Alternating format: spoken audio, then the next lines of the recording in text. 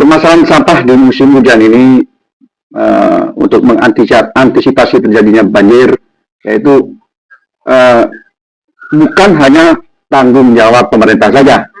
Pemerintah bersama masyarakat dengan semua stakeholder yang terkait, bahkan semua OPD yang ada di Kabupaten Jember ini perlu melakukan sinergi kolaborasi untuk penanganan sampah yang ada di Kabupaten Jember. Tidak hanya jadi tanggung jawab Dinas Lingkungan Hidup saja, namun semua OPD yang ada di Kabupaten Jember perlu adanya sinergi kolaborasi bersama. Oke. Karena permasalahan sampah ini adalah permasalahan bersama. Oke, baik. Terima kasih Pak Lukman Hakim selaku pemerhati lingkungan. Dan pendengar, tidak terasa tuntas sudah waktu kami menemani Anda untuk program Dialog Kentongan di edisi hari ini, Selasa tanggal 2 Januari 2024 dengan topik penanganan sampah di musim hujan. Dan seluruh kerabat kerja yang bertugas, penanggung jawab Kepala LPPRN Jember, produser Sanjoko Ade, Hostia Deborah SSMLI, reporter Gia Deborah, kemudian petugas live streaming Kuku Faiza Tama, AMDT, dan juga pengarah acara Suyanto dan Keti Prabagus harus pamit undur diri dulu dari ruangan Anda. Terima kasih atas perhatian Anda dan sampai jumpa. Wassalamualaikum warahmatullahi wabarakatuh. Waalaikumsalam warahmatullahi wabarakatuh. Cepat ya, 30 menit ya. Lukman Republik menghadirkan Dialog Kentongan Pro 1 RRI Jember. Permasalahan penanganan sampah di musim hujan. Hari ini 2 Januari 2024. Lukman Hakim selaku pemerhati lingkungan. Pak Lukman, tadi menyambung juga apa yang disampaikan Pak Teguh dan juga statement dari Pak Parmuji. Kalau Pak Teguh menyampaikan curah hujan ya, dan juga kemungkinan bencana, kemudian Pak Muji atau Cak Muji ini bagaimana antisipasi, membersihkan dan segala macam. Kalau di Jember sendiri, menurut Pak Lukman, apakah permasalahan sampah ini masih belum teratasi dengan sepenuhnya? Dikhawatirkan mungkin nanti hujan di titik-titik tertentu ya, di kampus biasanya juga di Mastrip itu banjir lagi, meluap lagi. Apakah mungkin masih ada seperti itu, Pak? Ya, terima kasih. Untuk permasalahan sampah di Jember ini, sebenarnya pemerintah sudah mengadakan langkah-langkah persuasif terkait dengan untuk mengantisipasi banjir tahunan yang sering terjadi tiap tahun di Kabupaten Jember. Suatu contoh di Kecamatan Kaliwates, kapan hari tanggal 6 Desember 2023 itu terjadi sinergi kolaborasi antara pihak kecamatan, kemudian kelurahan, Kepatian, kemudian dari Brigit 09, kemudian dari PU itu juga melakukan aksi bersih-bersih sampah di sekitaran Sungai Jompo itu. Itu salah satu contoh adanya sinergi kolaborasi dengan pihak-pihak terkait. Selain juga dengan para aktivis seperti aktivis WCDI, Cak Muji, dan lain-lain. Oke, jadi memang sejauh ini penanganan antisipasi sudah dilakukan ya? Sudah. Yang di Kali Jompo waktu itu Pak Lukman juga ikut turun? Kebetulan saya ada kesibukan, cuman sebelum acara itu kami mau sempat ngobrol bareng bersama Pak Camat dari perwakilan Brigit 09 itu juga pada hari Rabu tanggal 6 Desember kapan hari. Dan memang di Kali Jompo ini juga menjadi salah satu lokasi memang ancaman juga kan Pak untuk banjir tahunan? Ya, banjir tahunan. Nah, makanya di situ melibatkan semua stakeholder, melibatkan PU, bagaimana ini untuk memperlancar jalannya air gitu.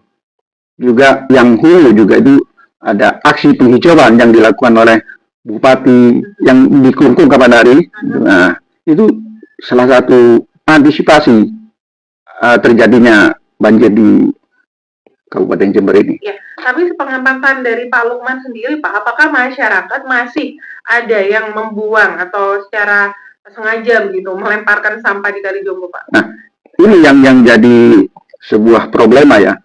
Tadi saya sempat jalan-jalan di ini SMB 4 ke utara, kelurahan mana itu ya, Jemberlor, ya. Di situ kan ada sungai, ada jaring-jaring tinggi gitu ya. Nah, masyarakat itu masih sangat semangat sekali untuk membuang sampah walaupun ada jaring-jaring yang sudah tinggi. Dilempar begitu Pak ya? Iya, dilempar gitu. Padahal sudah ada jaring-jaringnya gitu lah. Jadi artinya kesadaran masyarakat itu masih kurang gitu. Walaupun kalau dari segi bagaimana memberikan kesadaran, baik itu dari level usia dini, itu sudah masif sekali dengan adanya gerakan adiwiyata, gerakan berbudaya, peduli lingkungan misalnya. Itu sangat masif lah di Jember ini. Iya, baik. Untuk tahun ini ada 9 sekolah untuk meraih predikat sekolah adiwiyata Kabupaten Jember. Iya, sebenarnya sudah cukup lumayan ya, Pak Lukman, gerakan-gerakan masif yang memang dilakukan begitu, entah itu oleh pemerhati lingkungan, penggerak, penggiat, dan semua organisasi yang peduli. Tapi nampaknya juga ini kesaksian ya Pak ya, saksi mata berarti Pak. Iya, tadi sore sekitar jam 1 saya lewat. Masih dilempar ya Pak? Masih dilempar. Nah, termasuk di Sungai Bedadung itu, jembatan Ajem itu masih inilah, sampah-sampah masih ada di jembatan itu gitu. Artinya walaupun ada perda sampah sudah disetujui oleh DPR ya, sudah diterbitkan gitu.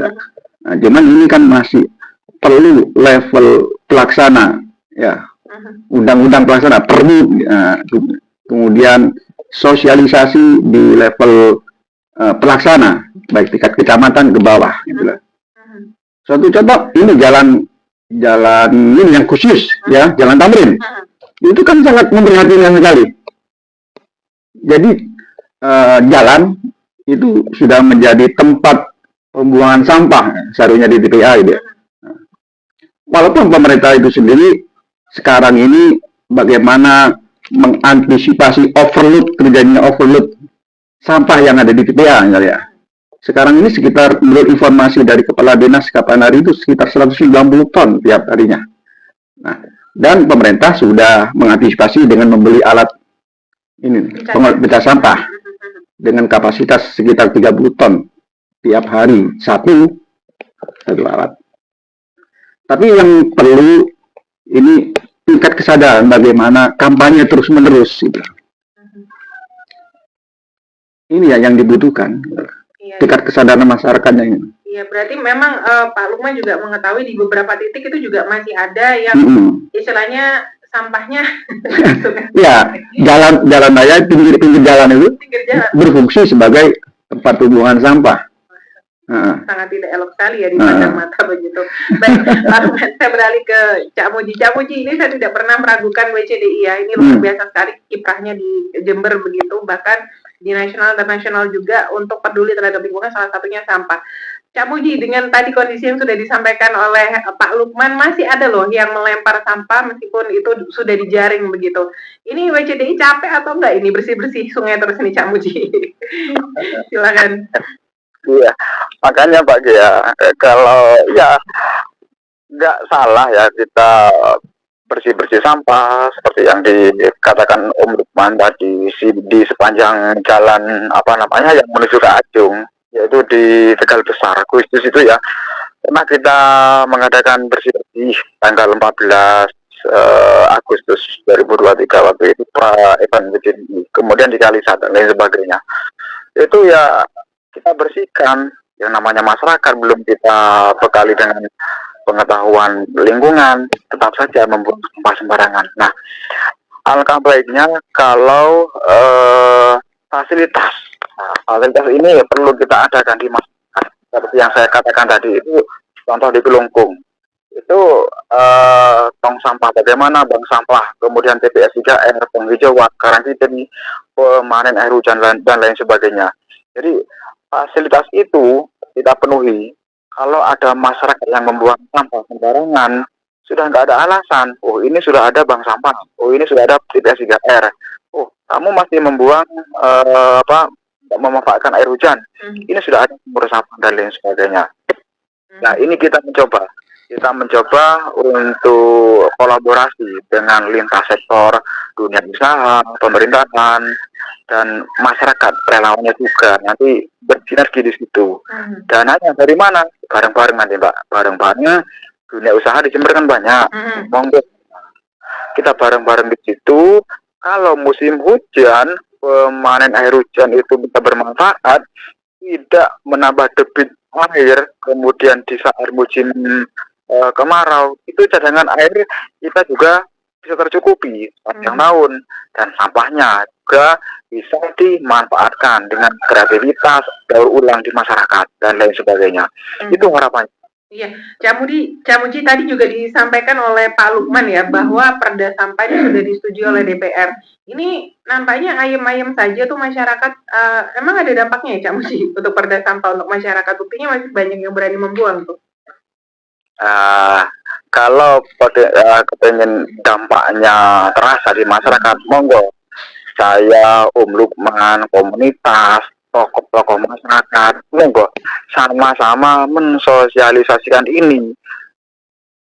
Nggak apa-apa, walaupun kita nggak ada anggaran, nggak ada apa-apa, kita itu masuk aja di kelompok-kelompok musliman, kelompok-kelompok masyarakat untuk mensosialisasikan ini. Seperti itu. Kemudian kalau masuk di tingkat desa, monggo Pak, ini sudah ada perdanya, sampai buat turunannya menjadi perdes dan lain sebagainya. Itu lebih mengena sosialisasi. Tinggal bagaimana kepala desa itu tanggap apa enggak terkait dengan lingkungan ini. Nah, seperti itu. Kalau enggak tanggap di lingkungannya, kepala desa kita beralih ke kepala desa atau desa yang lain. Itu aja sudah Pak. Iya, nggak usah pusing-pusing Cak Muji ya. Kalau lihat atau dengar statementnya Cak Muji ini, nampaknya masih ada mungkin oknum-oknum kepala desa yang mungkin masih belum tergerak ya untuk sampah. Apakah begitu Pak Lukman? Betul sekali. Sebenarnya usaha Pemkab ini untuk sosialisasi bagaimana penanganan sampah ini sudah nyampe ke desa sosialisasinya. Nah, misalnya ada permasalahan ini, apa TPS ya di desa, kan diusahakan tiap RW ada bank sampah. Iya. Ini target pemerintah kan gitu. Betul, Pak. Nah, sampai sekarang masih sekitar 90 bank sampah gitu ya. Sangat jauh dari harapan. Dari total di Jember aja 248 kelurahan dan desa kan, desa dan kelurahan. Nah, kalau 90, kalau paling tidak minimal tiap desa ada bank sampah, berarti kan harus ada 248 bank sampah. Sekarang masih 90. Jauh sekali. Masih jauh dari harapan gitu. Nah ini pentingnya, istilahnya sangat masif ya. Dan permasalahan undang-undang selama ini, kenapa orang ya undang-undang untuk dilanggar kan itu ya. Nah, karena punishment nggak ada. Sekali-kali nggak jauh gitu ya. Ada lomba misalnya, bagi masyarakat yang bisa mengambil video atau gambar orang membuang sampah di sungai misalnya, dapat hadiah misalnya, kan gitu ya. Kemudian yang melanggar, ya sekali-kali kasih punishment apa gitu. Kemudian dipublikasikan, biar ada efek jerah. Iya. Gitu. Ini mirip-mirip Singapura ya Pak Lukman ya. Maksudnya di Singapura tuh begitu sangat ketat sekali terkait aturan sampah. Jadi kalau di public area tuh, kalau kan ada CCTV tuh, kalau ketahuan itu dendanya sangat luar biasa besar sekali gitu. Dan kalau perlu ada CCTV-nya juga gitu. Ya alun-alun ya. Dan setiap kali ada kegiatan misalnya ya, kayak di alun-alun gitu ya, itu sebagai sumber sampah gitu ya. Iya. Bahkan saya sempat meramaikan yang alun-alun kawan akhirnya kan bersih gitu. Jadi memang kritik perlu gitu ya. Yang penting tidak mengarah menghujat, yang penting kita mengkritik, membangun, memberikan solusi kepada pemerintah. Ini peran masyarakat. Jadi harus ada kesadaran juga, harus ada yang mengawasi juga. Kadang sama-sama lupa tuh Pak. Kalau ada kegiatan sampahnya berserakan, itu kan jangan sampai kita hindari bersama-sama, karena bagaimanapun juga kenyamanan itu salah satunya berasal dari kebersihan lingkungan gitu. Jauh dari penyakit juga Pak. Ya, apalagi setiap sumber-sumber sampah ini kan terutama di pusat-pusat keramaian. Setiap kali ada pusat keramaian kan mesti menimbulkan sampah. Betul. Nah, disitulah kan perlu penyadaran. Bawa kresek sendiri kan itu ya. Jadi sampah, bawalah sampah sendiri gitu ya. Atau ditaruh di tempat-tempat sampah yang sudah disediakan. Dan ini perlu juga tiap-tiap ini jalan raya ini mulai dari Gajah Mada ya. Hayam Buruk, Gajah Mada, kemudian Sultan Agung, ini perlu penambahan tong-tong sampah, sehingga masyarakat kadang bingung kan, masyarakat mau buang kemana, tempat sampah juga Gimana? nggak ada gitu ya. Nah, Hanya dibuang di jalan gitu Pak ya. jadi perlu ini penambahan tempat-tempat sampah di sekitar jalan, paling enggak kota sebagai contoh gitu ya. Kota belum ada berarti Pak sekarang? Nah, kalau kita perhatikan mulai dari Hayam Huruf, perempatan Manggi ke timur kan kurang kan ya. Ada atau tidak ada, atau ada tapi kurang? Ya ada 1-2 lah. 1-2 ya. Kurang tapi ya Pak. Nah, Jaraknya ya kurang. jauh ya. Paling enggak lah jarak berapa meter, 5 meter apa 10 meter itu ada tong sampah, tempat sampah gitu. Lengkap. Yang dibagi ya Pak, sampah kering dan Jangan satu gitu ya. Iya. Lengkap, ada sampah kering, sampah basah. basah gitu.